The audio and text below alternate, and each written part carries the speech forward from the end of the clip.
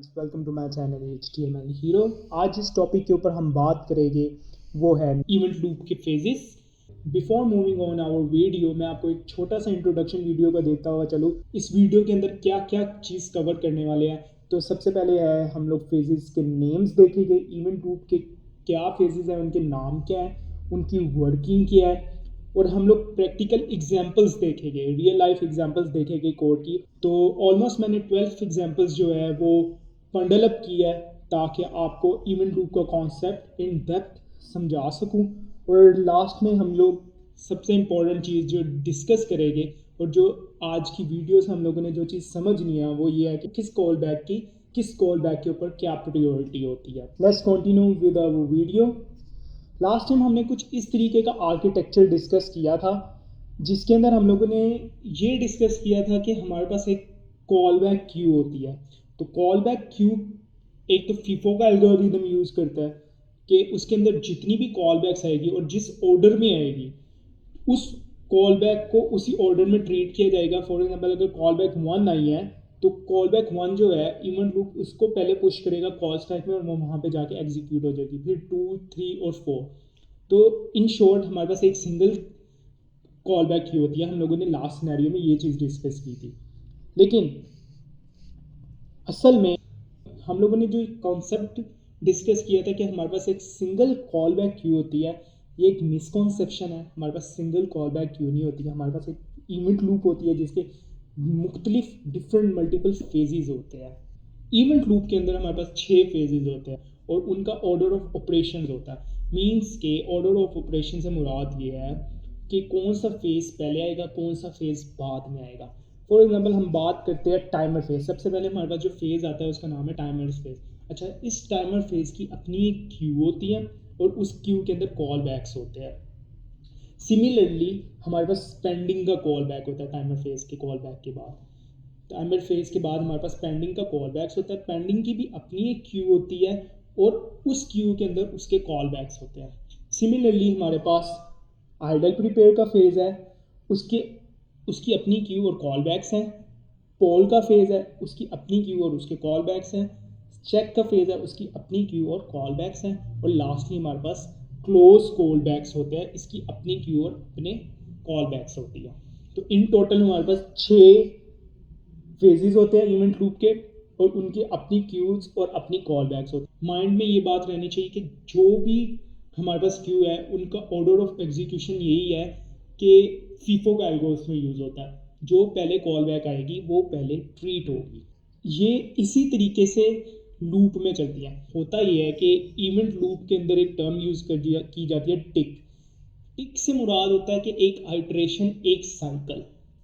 उस एक साइकिल के अंदर वो इन 6 के 6 फेजेस से गुजरती है और नेक्स्ट टिक के अंदर, नेक्स्ट आइट्रेशन या साइकिल के अंदर वो इन्हीं फेजेस के अंदर से दोबारा गुजरता है। अगर हम बात करें कि हमारे पास अब आर्किटेक्चर है वो कुछ इस तरीके से दिखता है।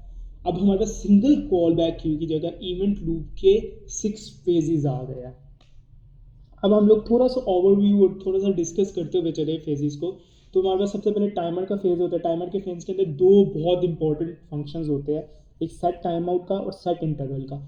सेट टाइम आउट का फंक्शन आपको पता होगा, इसके अंदर एक कॉल बैक होता है और इसके साथ एक टाइमर होता है। यानी कि एक स्पेसिफिक टाइम के बाद वो उस कॉल बैक को इस फंक्शन के थ्रू एग्जीक्यूट कर देता है।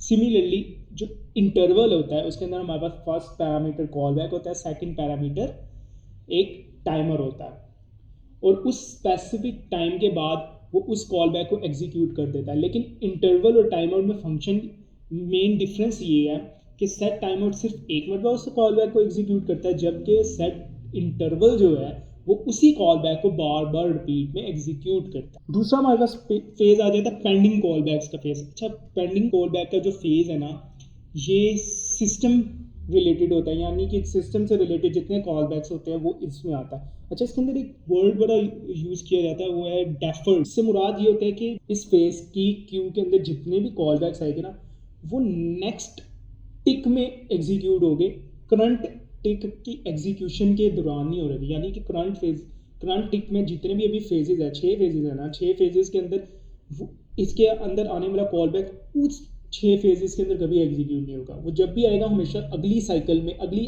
टेक में या अगली आइटरेशन में एग्जीक्यूट होगा। फिर हमारे पास आ जाता है पोल फेज। ये सबसे इंपॉर्टेंट फेज है और 3 टाइम आउट के फंक्शंस के अलावा सारे जितने भी ऑलमोस्ट कॉल बैक्स होते हैं ना वो इसी फेज के अंदर आ रहे होता है। ये फेज दूसरे फेज से डिफरेंट भी है और सबसे इंपॉर्टेंट भी है इंपॉर्टेंट सारे, लेकिन इसका रोल थोड़ा सा ज़्यादा है। तो इसको भी हम फर्दर डिस्कस करते हैं। इसके बाद हमारे पास जो फेज़ होता है वो आइडल और प्रिपेयर का फेज़ है। अच्छा, इस फेज़ के ऊपर हम ज़्यादा बात नहीं करेंगे, उसका रीज़न बड़ा सिंपल है। उसका रीज़न ये है कि ये फेज़ इंटरनली मैनेज हो रहा होता है। ये नोड जो है वो इसको अपनी हाउस कीपिंग या बुक कीपिंग इंटरनल चीज़ों के लिए कर रहा होता है। हमारा डायरेक्ट कोड कभी भी इस फेज़ के अंदर इंटरैक्ट नहीं हो रहा था। इसके अंदर बैकग्राउंड की प्रोसेसेस आ जाती है जो नोड अपनी प्रोसेसिंग के लिए रख रहा होता है। इसकी one of the best examples और one of the simplest example मैं दे दूँ तो गार्बेज फेज़ को आप कह लें कि वो यहाँ पे हैंडल हो रही होता है। इसके बाद हमारे पास जो फेज़ आता है वो है चेक फेज़। इसके अंदर एक ही फंक्शन से साथ डील किया जा रहा होता है और सेट इमीडिएट का फंक्शन होता है। जब भी हम टाइमर की बात करेंगे, टाइमर फेज़ की बात करेंगे, तब हम सेट टाइमर और सेट इंटरवल के फंक्शंस की बात कर रहे होगे, और जब भी हम चेक फेज़ की बात करेंगे तो हम सेट इमीडिएट का फंक्शन की बात करोगे। सेट इमीडिएट जो कि अपने नाम से एक्सप्लेन हो रहा है, बड़ा सेल्फ एक्सप्लेनेटरी सा नाम है कि इसके अंदर जो भी कॉल बैक आएगा उसको फ़ौरन रन कर दो। तो इसके बाद हमारे पास आ जाता है क्लोज कॉल बैक्स का फेज़। इसके अंदर यूजली हमारे वेब सॉकेट जो हम रियल टाइम एप्लीकेशन के लिए यूज़ कर रहे होते हैं, उसके अंदर जब क्लोज होता है कोई भी कनेक्शन तो उसके अगेंस्ट जो भी कॉल बैक आ रहे होते हैं वो इस फेज़ में आ रहे होते हैं। क्योंकि ये क्लोजिंग फेज़ है, लास्ट फेज़ है, तो इसके अंदर ही सबको डील किया जा रहा होता है उन कॉल बैक्स को। अब हम लोग इसके अंदर मज़ीद टाइमर फेज़ की बात करें तो टाइमर फेज़ जो है ना इसको पोल फेज़ कंट्रोल करता है। अब इसको किस तरीके से वो कंट्रोल कर रहा होता है इसको हम फर्दर एक्सप्लोर करेंगे, लेकिन उससे पहले हम थ्योरेटिकली बाकी चीज़ों को भी समझ लें ताकि हम लोग इस पॉइंट को मज़ीद समझ सकें। तो इसके बाद हमने बात की थी pending call back. Pending call back system related call backs को डील कर रहा होता है और इसकी एग्जांपल ऐसी है कि अगर फॉर एग्जांपल आपने एक सर्वर सेट किया और सर्वर ने एक पोर्ट के ऊपर ऑपरेट करना है और वो पोर्ट पहले से ऑक्यूपाइड है, तो वो पोर्ट हमें यूज़ नहीं करने देगा। तो ये सिस्टम रिलेटेड एक एरर है। तो अब होगा क्या कि ऑपरेटिंग सिस्टम पहले से और सी चीज़ों के ऊपर काम कर रहा होगा, तो ऑपरेटिंग सिस्टम उन चीज़ों के ऊपर काम कर रहा होगा तो हमारी जो कॉल बैक है वो वेटिंग में चली जाएगी। तो इस चीज़ से बचने के लिए ये कॉल बैक्स इंट्रोड्यूस करवा दी है कि रादर देन आप उधर वेट करो, आप डायरेक्ट इस पेंडिंग कॉल बैक्स में आ जाओ, उस फंक्शन उस कॉल बैक को भेज दो, और ताकि रिजल्ट्स जो है वो ज़्यादा जल्दी यूज़र्स को, डेवलपर्स को शो हो जाए कि क्या एरर आ रहे हैं। तो ये उसके लिए यूज़ किया जाता है। इसके बाद आ जाता है हमारे पास पोल का फेज़ जो सबसे इम्पोर्टेंट फेज़ है, क्योंकि आपके जितने भी आयो कॉल बैक्स होते हैं ऑलमोस्ट इसी में आ रहे होते हैं। और इसके बारे में मैं बता चुका हूँ कि जब सेट टाइम आउट का, सेट इंटरवल और सेट इमीडिएट के अलावा सारे ऑलमोस्ट कॉल बैक्स इसी में डील हो रहे होते हैं। इसके अंदर 2 इंपॉर्टेंट चीज़ें हैं और उनमें से एक ये है कि इसकी क्यू के अंदर जितने भी कॉल बैक्स होंगे वो सबसे पहले एग्जीक्यूट हो जाएंगे। वो एग्जॉस्ट करेगा कॉल बैक्स को या ड्रेन्ड करेगा। ड्रेन्ड और एग्जॉस्ट करने से मुराद है जो भी उसकी क्यू के अंदर जितने भी कॉल बैक फंक्शंस होंगे ना वो सबसे पहले उनको एग्जीक्यूट करेगा, ख़त्म करेगा, फिनिश करेगा, उनकी एग्जीक्यूशन ख़त्म करेगा, यानी कि स्टैक से 1 बाय 1 उसके कोड को एग्जीक्यूट करेगा, ड्रेन्ड कर देगा या एग्जॉस्ट कर देगा।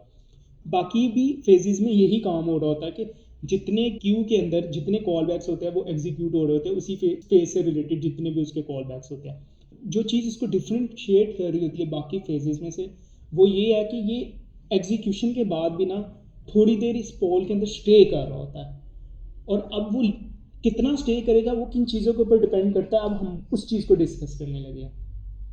एक वो इस चीज़ पर डिपेंड करता है कि इसके बाद जो सेट टाइम आउट का फेज़ है, सेट इमीडिएट का फेज़ है, क्या इसमें कोई कॉल बैक तो नहीं है। अगर उसके अंदर सेट इमीडिएट के अंदर कोई कॉल बैक आई है तो ये क्या करेगा, अपने उस फेज़ से निकलेगा और नेक्स्ट फेज़ में चला जाएगा सेट इमीडिएट। मैंने आपको बताया था आइडल और प्रिपेयर की हम बात नहीं करेंगे क्योंकि वो इंटरनली चेक हो रहा होता है। ये सेट इमीडिएट के फेज़ के अंदर आ जाएगा, क्यू के अंदर कॉल बैक्स को चेक करेगा, जो भी कॉल बैक्स होगी उनको एग्जीक्यूट कर देगा। दूसरा, ये कब इस फेज से बाहर आएगा, जब टाइमर के कॉल बैक्स आ जाएंगे, जब सिग्नल मिल जाएगा कि आपके पास कॉल बैक्स थे जो डिपेंड कर रहे थे कुछ टाइमर्स के ऊपर, टाइमर्स खत्म होने लगे हैं, एक्सपायर्ड होने लगे हैं, तो आपने अब इस फेज में आना है। तो इस फेज में आने के लिए क्या करेगा, वो पहले चेक फेज के अंदर जाएगा, चेक फेज के बाद वो क्लोज कॉल बैक्स में जाएगा, यानी करंट टिक से निकल गया वो, और अब वो नेक्स्ट आइट्रेशन में, नेक्स्ट टिक में सबसे पहले किसके पास जाएगा, टाइमर्स में जाएगा, और जो कॉल बैक्स आए होंगे उनको एग्जीक्यूट करेगा। असल में अब हो क्या रहा है कि उसको टाइमर फेज के कॉल बैक्स को एग्जीक्यूट करने के लिए अपनी करंट फेज और करंट टिक से निकलना पड़ता है और नेक्स्ट टिक में जाकर उनको एग्जीक्यूट करना पड़ता है। इसीलिए कहा जाता है कि टाइमर फेज को कंट्रोल करता है पोल फेज करता है। हम लोग एग्जांपल्स देखते हुए चले।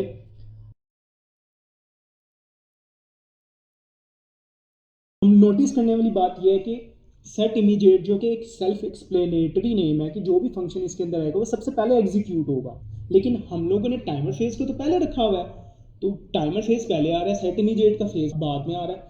ऐसा क्यों है? तो इसी कॉन्सेप्ट को हम क्लियर करने के लिए अब एग्जांपल्स को देखने लगे हैं, और हम लोग इसलिए भी एग्जांपल्स को अब एक्सप्लोर करने लगे हैं ताकि हमें क्लियर हो कि किस एसिंक्रोनस कोड की प्रायोरिटी दूसरे एसिंक्रोनस कोड से ज़्यादा होती है। इन शॉर्ट, किस कॉलबैक्स की प्रायोरिटी दूसरे कॉलबैक से ज़्यादा होती है। 1000 मिली सेकेंड का मतलब है 1 सेकेंड।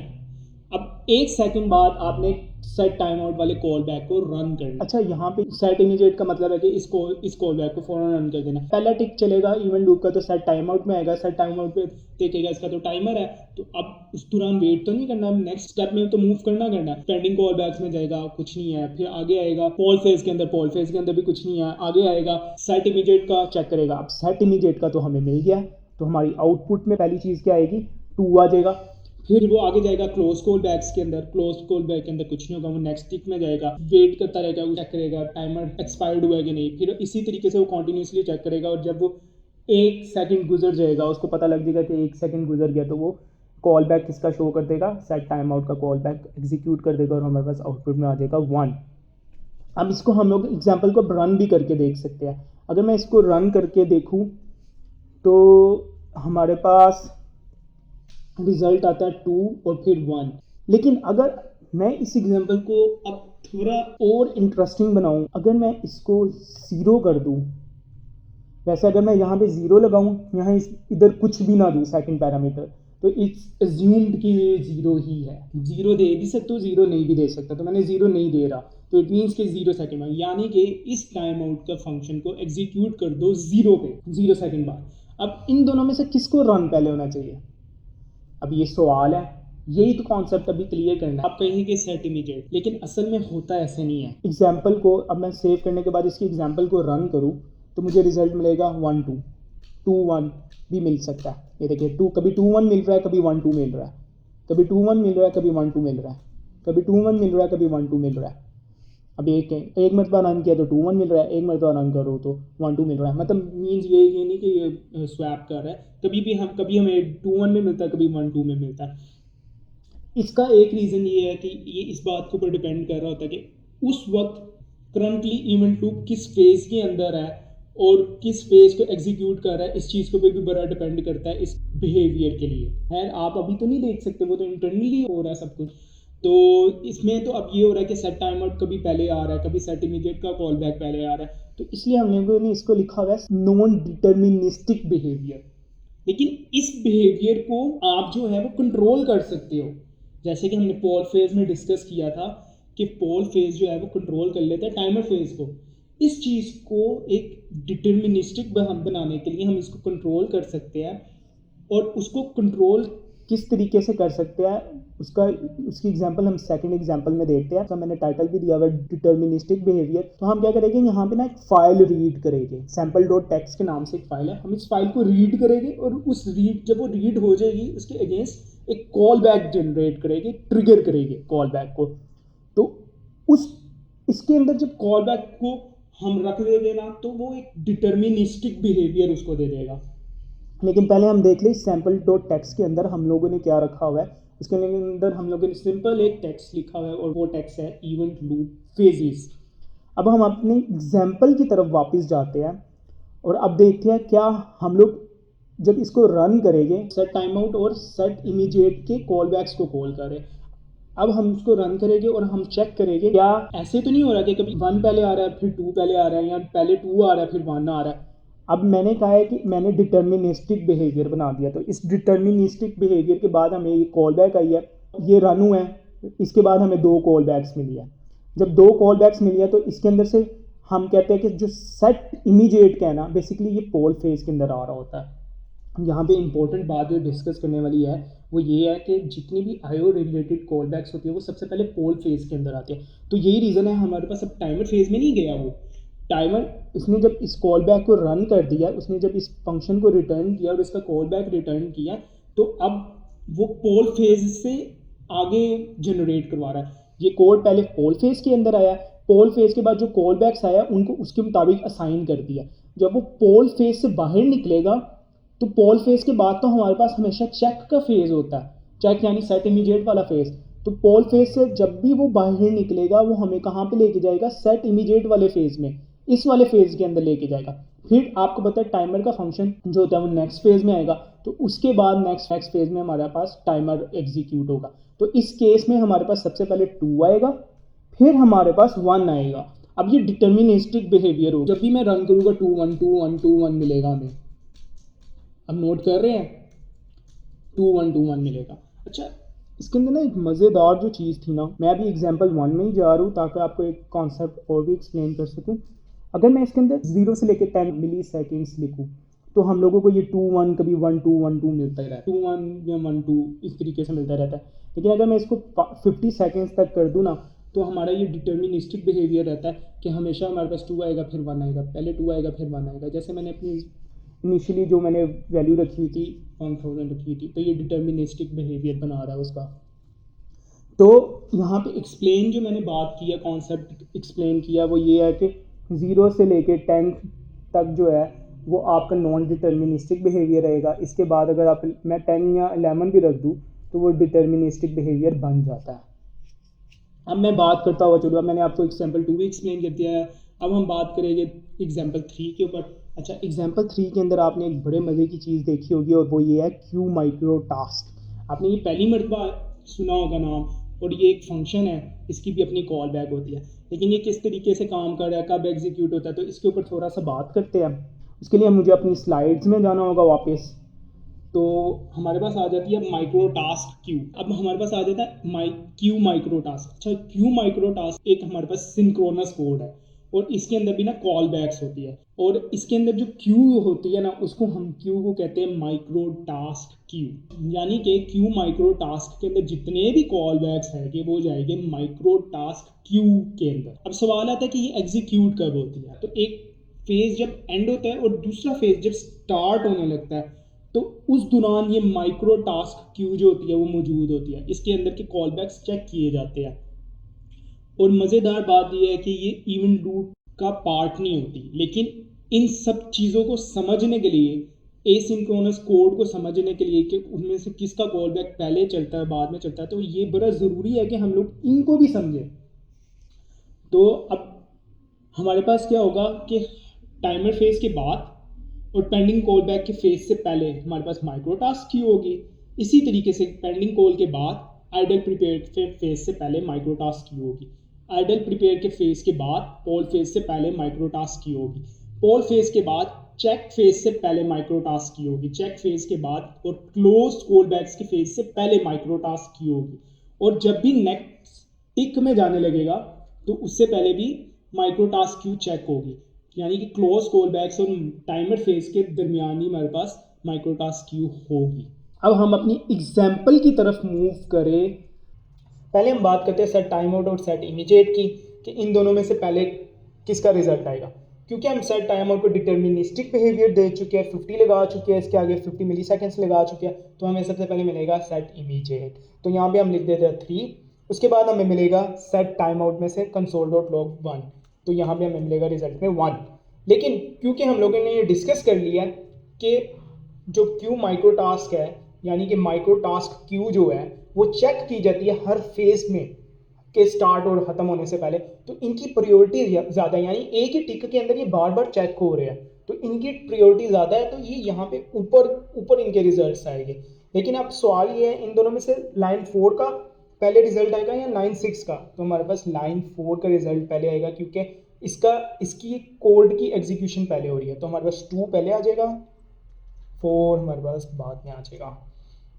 अब हम अपनी एग्जाम्पल को रन करें और चेक करें कि क्या आंसर आता है, क्या हमारे आंसर के साथ मैच कर रहा है। 2431 एग्जैक्टली हमारा आंसर बिल्कुल सही आया। अब हम मूव करते हैं एग्जाम्पल नंबर 4 की तरफ। अब एग्जाम्पल नंबर 4 के अंदर हमारे पास एक नया फंक्शन आ रहा है और उसका कॉल बैक है प्रोसेस डॉट नेक्स्ट टिक का फंक्शन आ रहा है। अब इसको कोड को एक्सप्लेन करने से पहले हम अपनी स्लाइड्स में जाके इसको समझ लेते हैं कि ये क्या है।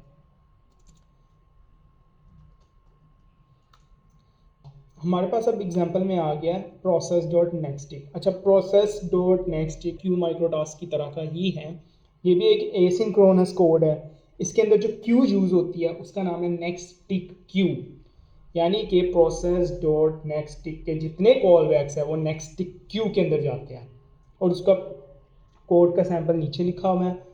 ये बिल्कुल माइक्रोटास्क की क्यू की तरह, जैसे माइक्रोटास्क क्यू एक फेज़ के ख़त्म होने के बाद और दूसरे फेज़ के स्टार्ट होने से पहले हमारे पास नेक्स्ट टिक क्यू मौजूद होती है। अब ये क्यू भी इवेंट लूप का पार्ट नहीं होती, लेकिन एक्सप्लेन इसलिए की जा रही है क्योंकि ये ज़रूरी है, कॉल बैक इवेंट लूप को समझने के लिए ज़रूरी है। अब बिल्कुल वैसे ही आर्किटेक्चर है कि हर फेज़ के ख़त्म होने के बाद हर फेज़ के स्टार्ट होने से पहले। अब हमारे पास कंप्लीट आर्किटेक्चर जो है ना वो कुछ इस तरीके का बनता है कि हर फेज़ के स्टार्ट होने के बाद और हर फेज़ के एंड होने के बाद और दूसरे फेज़ के स्टार्ट होने से पहले हमारे पास दो क्यूज़ अब आ गई है, एक माइक्रोटास्क क्यू है, अब नेक्स्ट टिक क्यू है। अब हम नेक्स्ट टिक क्यू की एग्जांपल की तरफ वापस चले तो वो है एग्जांपल नंबर 4। और अब हम बात करें कोड के ऊपर तो हम पहले डिस्कस करते हैं लाइन नंबर 3 का कोड और लाइन नंबर 5 का कोड। तो इन दोनों में से कौन सा पहले कोड एग्जीक्यूट होगा, सेट इमीडिएट और सेट टाइम आउट में से सेट इमीडिएट का। सेट इमीडिएट यहाँ पे आ जाएगा हमारे पास 3 और सेट टाइम आउट की वजह से आ जाएगा यहाँ पे 1। अब क्योंकि माइक्रोटास्क क्यू की तरह ही नेक्स्ट टिक क्यू है तो इसकी प्रायोरिटी ज़्यादा है। तो अब इन दोनों में से एग्जीक्यूट कौन सी लाइन होगी, पहले लाइन नंबर 4 एग्जीक्यूट होगी या लाइन नंबर 6। तो लाइन नंबर 4, और लाइन नंबर 4 में हमारे पास पड़ा है 2 और लाइन नंबर 6 में हमारे पास पड़ा है 4।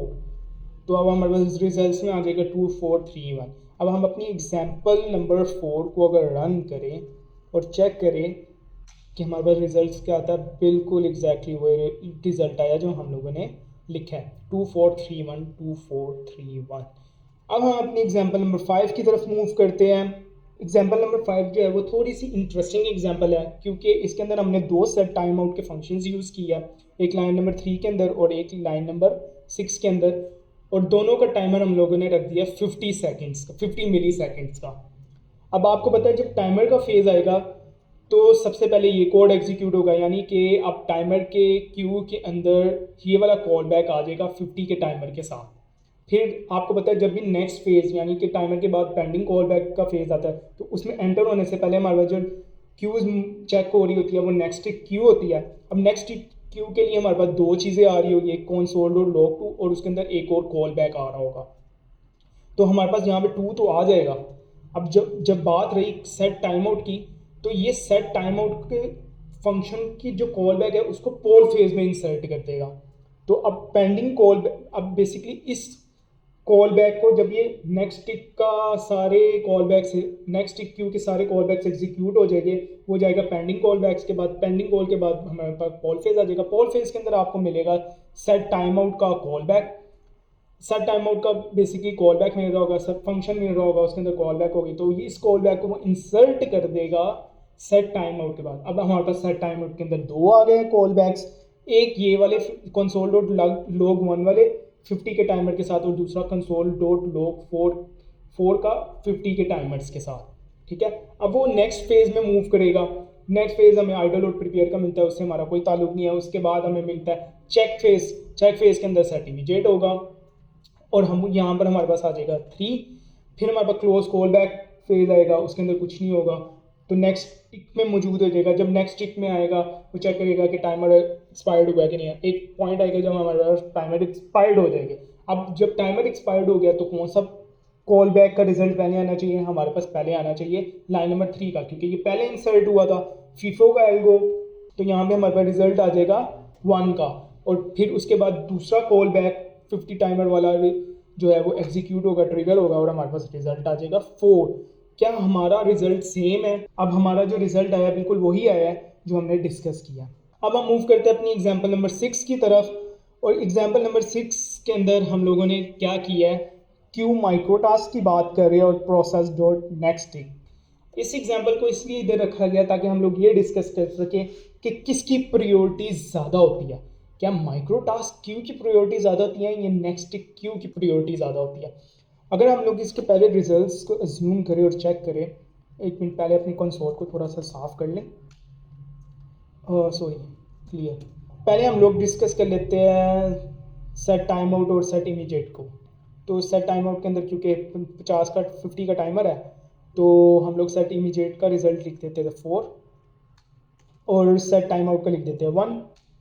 अब हमारे पास आ रहा है ये क्यू माइक्रो टास्क आ रही है, हमारे पास एक क्यू माइक्रो टास्क आ रही है, नेक्स्ट क्यू आ रही है, माइक्रो टास्क क्यू आ रही है, नेक्स्ट क्यू आ रही है। क्या कि नेक्स्ट क्यू जो है उसकी प्रायोरिटी ज़्यादा होती है माइक्रो टास्क क्यू से, तो हमारे पास प्रोसेस जो नेक्स्ट टिक्स वाले जो रिजल्ट्स हैं ना वो पहले मिल जाएगी हमें। तो हम लोग ऊपर लिख देते हैं यहाँ पे। अब लाइन नंबर 5 का जो रिज़ल्ट है वो 3 है, और लाइन नंबर 8 का, फिर लाइन नंबर 8 के अंदर हमें मिल रहा है 6 का। अब इसके बाद हमारे पास माइक्रो टास्क क्यू का रिजल्ट आ जाएगा। माइक्रो टास्क क्यू के अंदर लाइन नंबर 4 और लाइन नंबर 7 आ रही है। तो लाइन नंबर 4 जो है वो है कंसोल डॉट लॉग 2, तो यहाँ पे 2 आ जाएगा, और फिर हमारे पास आ जाएगा लाइन नंबर 7 का कोड 5। ठीक है, हमारे पास अब रिजल्ट्स कुछ इस तरीके से आ रहे हैं। नेक्स्ट टिक प्रोसेस का पहले रिजल्ट्स आ रहे हैं, फिर हमारे पास माइक्रो टास्क क्यू के आ रहे हैं, फिर हमारे पास सेट इमीडिएट का आ रहा है, और फिर हमारे पास सेट टाइम आउट का आ रहा है। और हम इसको रन करते हैं। अब देखिए हमारे पास जो रिज़ल्ट आया वो बिल्कुल वही आया है जो हम लोगों ने डिस्कस किया। अब हम मूव करते हैं अपनी एग्जाम्पल नंबर 7 की तरफ। तो एग्जाम्पल नंबर 7 के अंदर हमारे पास एक और नया कॉन्सेप्ट आ गया, प्रोमिसेस का। तो उसके लिए हम लोग अपनी ज़रा स्लाइड्स की तरफ वापस चलते हैं और थोड़ा सा स्लाइड्स को देख लें। अब हमारा जो कंप्लीट आर्किटेक्चर है वो कुछ इस तरीके से दिखता है, और इसमें ये है कि कोड आता है सबसे पहले टाइमर फेज के बाद, फिर पेंडिंग कॉल बैक्स, फिर आइडल प्रिपेयर पोल चेक कॉलोस कॉल बैक्स, और फिर यहाँ से मूव करते हैं टाइमर फेज की तरफ। लेकिन नेक्स्ट टिक के स्टार्ट होने से पहले और ये इन सब क्यूज से गुजरने से पहले वो एक सवाल करता है नोड से ही, क्या हमारे पास कोई और इवेंट्स हैं या प्रोसेसेस हैं। अगर येस आ जाए तो नेक्स्ट टिक स्टार्ट होती है, नहीं तो कोड एग्जिट कर जाता है। अब ये हम लोगों ने देख लिया कि कंप्लीट आर्किटेक्चर किस तरीके से दिखता है नोड जेएस का। अब हम बात करते हैं प्रोमिसेस के ऊपर। हमारे पास 3 फंक्शंस होते हैं, उनके अंदर हमें कॉल बैक्स मिल रहे होते हैं। अब वो जो 3 फंक्शंस हैं ना प्रोमिसेस के, वो देन, कैच और फाइनली है। जो रियल वर्ल्ड में हम कोडिंग करते हैं ना उसके अंदर हम लोग प्रोमिसेस यूज़ कर रहे होते हैं। प्रोमिसेस जो है ना वो ज़्यादा बेहतर तरीका है कॉल बैक्स के साथ डील करने का। देन, कैच और फाइनली आते कहाँ पे है, वो माइक्रो टास्क क्यू के अंदर आते हैं, और क्यू माइक्रो टास्क के जो कॉल बैक्स हैं वो भी माइक्रो टास्क क्यू के अंदर जा रहे होते हैं। अब हम लोग इसकी एग्जाम्पल की बात करें तो हमारे पास अब कोड कुछ इस तरीके का है। अब हम लोग पहले बात कर लेते हैं, डिस्कस कर लेते हैं सेट टाइम आउट और सेट इमीडिएट की। उससे पहले अपने कंसोल को क्लियर कर लेते हैं। अब हम बात करते हैं सेट टाइम आउट और सेट इमीडिएट की। तो सेट इमीडिएट पहले आ जाएगा, 4 पहले हम लिख देते हैं। सेट टाइम आउट के अंदर क्योंकि 50 का टाइमर है इसलिए इसके अंदर 1 आ जाएगा। हम लोग जानते हैं कि माइक्रो टास्क क्यू के अंदर जो जितनी भी माइक्रो टास्क क्यू की जितनी भी कॉल बैक्स होती हैं उनकी प्रायोरिटी ज़्यादा होती है बाकी कॉल बैक से। तो अब लाइन नंबर 4 और लाइन नंबर 5 एग्जीक्यूट होगी, लेकिन इन दोनों में से कौन पहले एग्जीक्यूट होगा ये कैसे पता लगेगा? प्रायोरिटी दोनों की सेम है, लेकिन जो कोड पहले आएगा वो पहले एग्जीक्यूट होगा। यानी कि हमारे पास अब ये दोनों मौजूद तो माइक्रो टास्क क्यू के अंदर है ना। अब माइक्रो टास्क क्यू के अंदर इन दोनों की प्रायोरिटी क्या है कि दोनों में से जो पहले आएगा वो पहले एग्जीक्यूट हो जाएगा। लाइन नंबर 4 हमारे पास पहले आ रही है, तो लाइन नंबर 4 का रिजल्ट पहले आ जाएगा। प्रोमिसेस का क्योंकि बाद में आ रहा है तो लाइन नंबर 5 का रिजल्ट बाद में आ जाएगा। ठीक, अच्छा यहाँ पे एक चीज़ बताता जाऊँ कि यहाँ पे कंसोल डॉट लॉग लिखा हुआ है और यहाँ पे लिखा हुआ है, तो यानी कि ये 3 जो है ये कंसोल डॉट लॉग के आंसर में शो होगा। इस ये लाइन ऑफ कोड सिंपल ये डिफाइन कर रहा है। तो अब हमारे पास रिजल्ट जो आएगा वो इस तरीके से आएगा 2 3 4 1। तो अब हम इस एग्जांपल को थोड़ा सा रन करें, इसको सेव करो, इसको एग्जांपल को रन करो, तो हम देखते हैं हमारे पास रिजल्ट क्या आ रहा है, और हमारे पास रिजल्ट में भी 2 3 4 1 आ रहा है। अगर मैं इन लाइंस को स्वैप करूँ और चेक करूँ क्या प्रॉमिस पहले आ रहा है या माइक्रो टास्क क्यों, तो इसके लिए मैं एग्जाम्पल नंबर 8 में चले जाता हूँ और इन दोनों लाइनों को मैंने बस स्वैप किया, लाइन नंबर 4 और लाइन नंबर 5 को। अब ये देखें मैंने प्रॉमिस को पहले ले आया हूँ, माइक्रो टास्क क्यू को बाद में, सारा कोड वही है, बस लाइनों को स्वैप किया। तो रिजल्ट में पहले सेट इमीडिएट वाला आ जाएगा 4, फिर हमारे पास लाइन नंबर 3 यानी सेट टाइम आउट वाला आ जाएगा 1, क्योंकि बाकी फेजेस से ज़्यादा प्रायोरिटी है। तो प्रॉमिस पहले आया तो प्रॉमिस का रिजल्ट पहले आ जाएगा, लाइन नंबर 4 का रिजल्ट पहले आएगा और वो 2 है, और लाइन नंबर 5 का रिजल्ट बाद में आएगा क्योंकि वो प्रॉमिस के बाद है। तो अब हम लोग इसको रन करें कोड को और चेक करें क्या हम लोगों का रिजल्ट वही आ रहा है जो हमने डिस्कस किया, तो एग्जैक्टली वही आ रहा है 2 3 4 1। अब हम मूव करते हैं एग्जाम्पल नंबर 9 की तरफ, और एग्जाम्पल नंबर 9 में जो मज़ेदार बात वो ये है कि एक तो हम लोग अपने सारे डिस्कस किए कोड को अब एक जगह में ले आया है, और अब इसके अंदर जो सबसे इम्पोर्टेंट पॉइंट हम जिसके ऊपर बात करेंगे वो ये है कि हमारे पास अब एक फ़ेज़ है, यानी कि टाइमर का फेज़, क्योंकि हम लोगों ने सारे सेट टाइम आउट का फंक्शन यूज़ किया हुआ है और ज़ीरो टाइमर यूज़ किया हुआ है। इसको आप इस तरीके से भी लिख सकते हैं, आपको इसको इस तरीके से भी लिख सकते हैं। तो सेट टाइम आउट का फंक्शन हम यूज़ कर रहे हैं, यानी कि एक ही फेज़ को यूज़ कर रहे हैं और उसके अंदर मल्टीपल कॉल बैक्स भेज रहे हैं, ठीक है। अब हम लोग देखेंगे इनकी एग्जीक्यूशन कैसे हो रही है, यानी कि ये कॉल बैक पहले आएगा, फिर ये कॉल बैक आएगा, फिर ये कॉल बैक आएगा। तो अब इसका रिजल्ट्स कुछ इस तरीके से आएगा, जो पहले कॉल बैक आया वो पहले डील होगा, यानी ये वाला। अब इसके अंदर देखते हैं हमारे पास, क्योंकि कंसोल डॉट लॉग जो है वो सिंक्रोनस कोड है, वो तो रिजल्ट एज इट इज़ आ जाएगा ना। सॉरी, थोड़ा सा इसको रीअरेंज करते हैं। जो कंसोल डॉट लॉग है वो सिंक्रोनस कोड है, वो ऑटोमेटिकली सबसे पहले एग्जीक्यूट हो जाएगा, 1 आ जाएगा हमारे पास। उसके बाद हमारे पास जो है प्रोमिसेस आ रहे हैं, क्यू आ रहे हैं, माइक्रो टास्क क्यू आ रहे हैं, नेक्स्ट टिक आ रहा है। अब इन एसिंक्रोनस कोड में से कौन सा पहले रन होगा, हम बात कर चुके हैं कि नेक्स्ट टिक की प्रायोरिटी सबसे ज़्यादा होती है, तो हमारे पास यहाँ पे ये वाला रिजल्ट पहले आ जाएगा। फिर हम बात कर चुके हैं कि प्रोमिसेस और क्यू माइक्रो टास्क में से जो पहले कोड आता है वो पहले एग्जीक्यूट होता है, तो हमारे पास प्रॉमिस 1 पहले आ रहा है तो प्रॉमिस 1 पहले आ जाएगा। इसको कमेंट आउट करना ज़रूरी है। फिर प्रॉमिस डॉट 2 आ जाएगा, फिर हमारे पास क्यू माइक्रो टास्क 1 आ जाएगा। फिर उसके बाद हमारे पास कॉल बैक आ रहा है लाइन नंबर 13 वाला, और इसके अंदर सेट टाइम आउट 2 लिखा हुआ है, तो हम लोग यहाँ पे लिख देंगे set time out 2 commented form में, और यहाँ पे हमारे पास फिर एग्जीक्यूट होगा कॉल बैक लाइन नंबर 15 वाला, और इसका आंसर आ जाएगा सेट टाइम आउट 3। अब हम अपनी एग्जांपल को रन करते हैं, तो let's see set time out 1, set time out 1, sorry मैंने यहाँ पे सेट टाइम आउट 1 लिखना था, यहाँ पे सेट टाइम आउट 1 लिखना था। तो सेट टाइम आउट 1 आया है, सबसे पहले हमारे पास सेट टाइम आउट 1 आया है।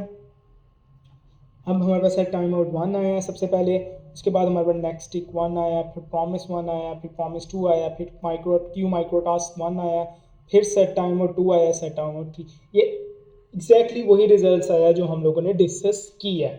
अब हम मूव करते हैं अपनी एग्जाम्पल नंबर 10 की तरफ। अच्छा, एग्जाम्पल नंबर 10 के अंदर हम लोग डिस्कस करेंगे अपने ब्लॉकिंग ऑपरेशन को। हम ये डिस्कस कर चुके हैं कि node is not good at dealing with blocking code, और इसकी एग्जांपल देखते हैं कि क्यों हम लोग सिंक्रोनस और एसिंक्रोनस के अंदर ब्लॉकिंग कोड जो है वो ज़्यादा अच्छे तरीके से डील नहीं करते, उसकी प्रैक्टिकल एग्जांपल देखने लगे अब।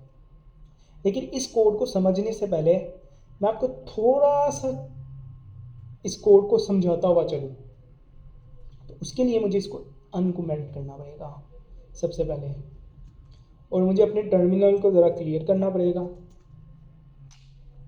मुझे अपनी फाइल भी सेव करनी पड़ेगी। अच्छा, अब लॉन्ग रनिंग ऑपरेशन के अंदर क्या हो रहा है कि लॉन्ग रनिंग ऑपरेशन के अंदर ना बेसिकली इन शॉर्ट ये हो रहा है कि 1 मिनट के अंदर वो लूप में ले जाएगा और 1 मिनट तक उसको होल्ड कर लेगा और कुछ नहीं करने देगा। ये ब्लॉकिंग कोड बना रहा है उसको, बेशक वो सिंक्रोनस फॉर्म में आए या एसिंक्रोनस फॉर्म में आए। अब इसके अंदर हम लोगों ने कहा है कि पहला हमारे पास एक वेरिएबल है, कांस्टेंट वेरिएबल है ड्यूरेशन के नाम से। यहाँ पे 1000 millisecond is equal to 1 second. 1 second को जब मल्टीप्लाई किया जाए 60 के साथ तो वो बन जाते हैं 60 सेकेंड्स। अब 60 सेकंड्स जो होते हैं वो 1 मिनट कहलाता है। हम लोग 1 के साथ ही मल्टीप्लाई कर रहे हैं तो यहाँ पे 1 मिनट ही मिलेगा। लेकिन अगर हम लोगों ने 2 मिनट करना है तो यहाँ पे 2 लिख देंगे तो वो 2 मिनट्स बन जाएगा। ड्यूरेशन को बना दिया 1 minute in form of milliseconds. आपने 1 मिनट जब कंप्यूटर को बताना होता है तो वो इस तरीके से बताते हो। सेकंड में हम लोग कांस्टेंट ले लिया है स्टार्ट का, उसके अंदर हम लोग अभी की जो डेट है, करंटली डेट है, उसको यूज़ करेंगे। अच्छा, करंट डेट जो है वो हमें यूनिक एपोक की फॉर्म में मिलता है। अब यूनिक एपोक ये कहता है जनवरी 1 1970 से लेके अभी तक जितना भी टाइम इन मिली सेकेंड्स गुजरा है ना, वो टाइम बताओ। फॉर एग्जाम्पल हमें मिल जाता है 18 वाला, 17 और समथिंग करके 18 तक, ठीक है। अच्छा, ये किया क्यों जाता है? क्योंकि हम लोगों को कोई ना कोई रिलेटिव यूनिट चाहिए जिसके मुताबिक हम टाइम का डिफरेंस निकाल सके। तो हमें एक स्टैंडर्ड यूनिट चाहिए था, तो हमने यूनिक एपोक को जो है वो स्टैंडर्ड यूनिट बना दिया। तो अभी तक जितने मिली सेकेंड गुजरे हैं, सपोज 418 तक गुजरे थे मिली सेकेंड 1970 से लेकर अब तक, तो हम लोगों ने उसको स्टोर करवा लिया स्टार्ट के अंदर। अब जब भी हम लोग डेट नाउ करेंगे ना, फॉर एग्जाम्पल मैंने 1 मिली सेकेंड बाद डेट नाउ किया तो 1 मिली सेकेंड गुजर गया हुआ था, 1 मिली सेकेंड ज़्यादा हो गया था, तो वो हम लोगों का ये वेरिएबल तो सेव रहेगा 18 वाली वैल्यू के साथ स्टार्ट के अंदर। तो अब जब जब डेट डॉट नाउ को रन करेंगे तो ये वैल्यू जो है वो इंक्रीज़ करती जाएगी, ये वैल्यू जो है वो इंक्रीज़ करती जाएगी, ठीक है।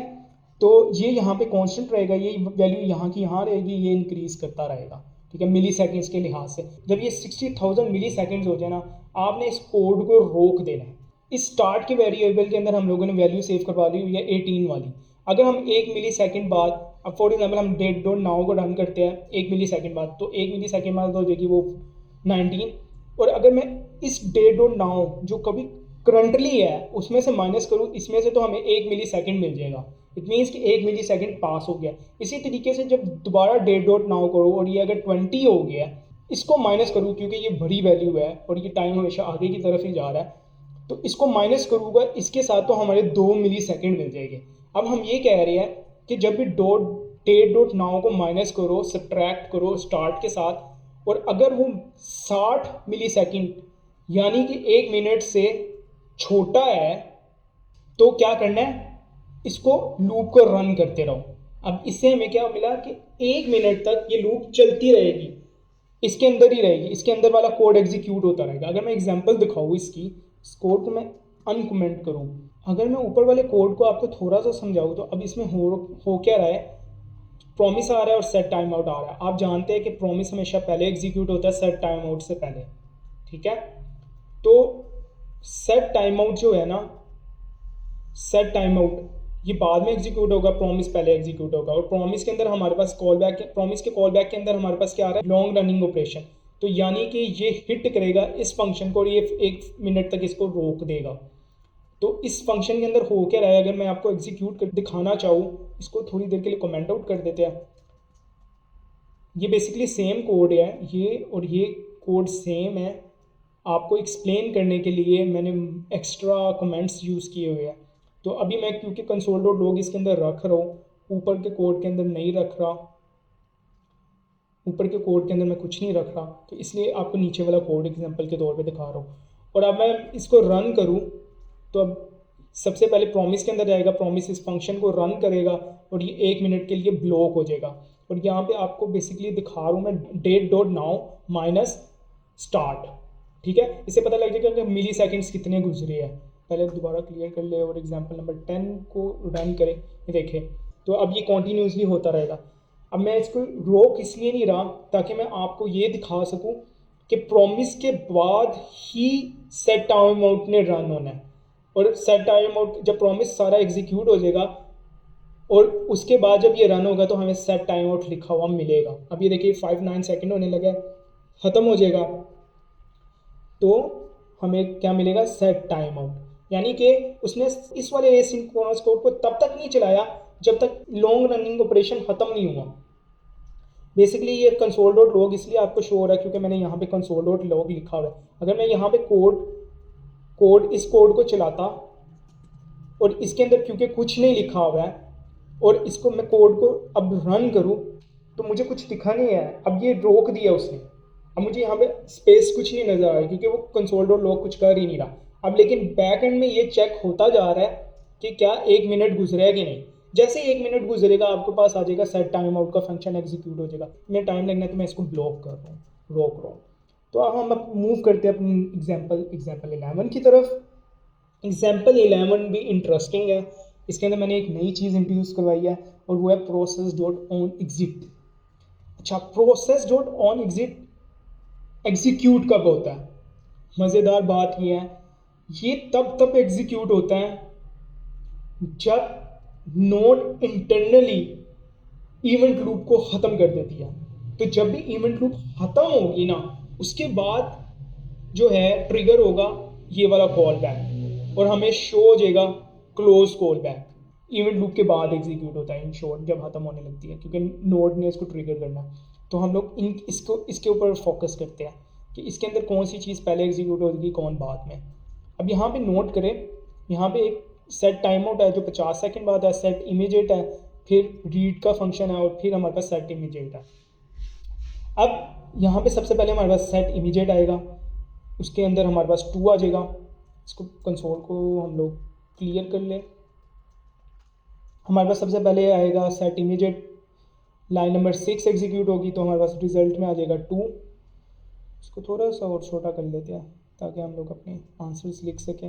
यहाँ पर लिख लेते हैं। तो हमारे पास सबसे पहले सेट इमीडिएट लाइन नंबर 7 का कोड आ जाएगा 2, क्योंकि ये कॉल बैक जो है कॉल फेज में रन होगा और इसके अंदर क्योंकि कॉल बैक आ रहा है, रीड के अंदर कॉल बैक आ रहा है जो कि नेक्स्ट आइट्रेशन में आएगा। तो क्या होगा कि उससे पहले पहले जो भी रन होना है वो रन होगा। तो हमारे पास सेट इमीडिएट आ जाएगा दोबारा। तो 2 के बाद हमारे पास आ जाएगा 5, ठीक है। फिर सेट टाइम आउट का फंक्शन चेक होगा। सेट टाइम आउट के अंदर क्योंकि 50 है, 50 का टाइमर लगा हुआ है तो ये अभी टाइमर में रहेगा। तो इसके अंदर हमारे तब तक हमारे पास अभी टाइमर की वजह से कॉल बैक्स तो नहीं रुकेगी बाकी। तो ये fs.read फाइल के अंदर जितना भी कॉल बैक्स आया वो रन हो गए। तो हमारे पास सेट टाइम आउट आ जाएगा। सेट टाइम आउट के अंदर 1000 आ गया, तो क्योंकि वो 50 है, 50 के बाद हमारे पास ये 1000 का आ जाएगा। लेकिन उससे पहले क्योंकि प्रोसेस डॉट नेक्स्ट टिक है, नेक्स्ट टिक की प्रायोरिटी सबसे ज़्यादा होती है तो वो पहले एग्जीक्यूट होगा। तो हमें अब यहाँ पर मिलेगा next tick Q. Next tick Q पहले नहीं आएगा क्योंकि पहले टिक में हमें ये रिजल्ट्स मिल चुके हुए हैं। अब हम अगली वाली टिक्स के अंदर चले गए हैं तो हमें रिजल्ट क्या मिलेगा, प्रोसेस डॉट नेक्स्ट टिक मिल जाएगा इवेंट लूप की अगली आइट्रेशंस के ऊपर। और आपको पता है कि सेट टाइम आउट से पहले सेट इमीडिएट आता है, तो कंसोल डॉट लॉग 4 आ जाएगा हमारे पास। अब हमारे पास टाइमर फेज के अंदर 2 आगे हुए हैं। एक कंसोल पहले आया था हमारे पास कंसोल डॉट लॉग 1 और फिर हमारे पास आता कंसोल डॉट लॉग 3, क्योंकि जो पहले फंक्शन आया था वो ये वाला था, उसका टाइमर भी छोटा था तो ये एग्जीक्यूट हो जाएगा। और इसके बाद हमारे पास रिज़ल्ट आ जाएगा 1 और फिर हमारे पास रिज़ल्ट आ जाएगा 3। अगर हम अपनी एग्जांपल को रन करें, लेकिन रन करने से पहले हम लोगों ने एक चीज़ और डिस्कस की थी कि जब भी इवेंट लूप ख़त्म होगी तो इवेंट लूप नोड जब इवेंट लूप को ख़त्म करेगा उसके बाद एक फंक्शन को ट्रिगर कर रहा होगा ऑन एग्जिट को, और उसका कॉल बैक के अंदर जो भी आएगा वो शो करने लग जाएगा। तो यहाँ पे हमारे पास आ जाएगा क्लोज कॉल बैक। हमारे पास सेम रिजल्ट आ रहा है जैसे हमने डिस्कस किया है। अब हम मूव करते हैं अपनी एग्जाम्पल नंबर 12 की तरफ। उससे पहले कंसोल को क्लियर कर लेते हैं। अच्छा, अब हमारे पास जो एग्जाम्पल नंबर 12 है उसके अंदर हमने एक बड़ा इंटरेस्टिंग टॉपिक डिस्कस किया और वो है एग्जिट का। जब भी ये लाइन रीड हो आपने टर्मिनेट कर देनी है इवेंट लूप के फेजेस को, चाहे जो मर्जी फेज के अंदर हो और उसके अंदर जो मर्जी कॉल बैक्स हो, ठीक है। और लेकिन ये लाइन इवेंट लूप खत्म हो जाता है, ये उसके बाद ट्रिगर हो रही होती है। तो क्लोज कॉल बैक तो रहेगा, इसको हम वैसे के वैसा लिख देते हैं। लेकिन इससे ऊपर क्या आ रहा है वो भी डिस्कस कर लेते हैं। अब उससे ऊपर जो आ रहा है हम लोग डिस्कस करते हैं। हमारे पास सेट टाइम आउट है, सेट इमीडिएट है और सेट इमीडिएट है। आपको पता है सेट टाइम आउट जो है वो कॉल बैक क्यू में चला गया, तो सेट इमीडिएट सबसे पहले एग्जीक्यूट हो। कंसोल डॉट लॉग 2 और कंसोल डॉट लॉग 5 हमारे पास पहले आ जाइए। तो हमारे पास कंसोल डॉट लॉग 2 और कंसोल डॉट लॉग 5 पहले आ गया। अब हम लोग बात करते हैं इसकी, क्योंकि जब ये कोड एग्जीक्यूट करने लगा है उसने देखा है कि इसके अंदर कौन कौन सा कोड जो है वो एसिंक्रोनस है, कौन सा सिंक्रोनस है। अब ये सिंपल एक लाइन है, ये फंक्शन को ट्रिगर कर देगी, ये कॉल बैक्स में नहीं जाएगी। उसने जैसे ही इस लाइन को रीड किया उसने इवेंट लूप को फौरन रोक दिया। टाइम आउट के अंदर जो कॉल बैक चली गई है वो उसको भी नहीं चेक कर रहा, उसको भी नहीं नोट कर रहा और इसको भी नोट नहीं कर रहा। अब वो सिंपल इवेंट लूप को रोक देगा, क्यूज को एम्प्टी कर देगा और हमें रिजल्ट्स में सिर्फ ये तीनों चीज़ें नज़र आएगी। तो अब मैं कोड को रन करने लगूँ, मैंने रन किया और मुझे वो एग्जैक्टली सेम चीज़ मिली है, 25 क्लोज कॉल बैक्स। जहाँ पे भी रीड होगी लाइन प्रोसेस डॉट एग्जिट 1, आपकी इवेंट लूप टर्मिनेट हो जाएगी, आपकी क्यूज एम्प्टी हो जाएगी और आपका नोड का फंक्शन जो है वो क्लोज की तरफ चला जाएगा। अगर आपको मेरी वीडियो पसंद आई है तो चैनल को सब्सक्राइब और वीडियो को लाइक करना मत भूलिएगा। This is all for today, thank you very much.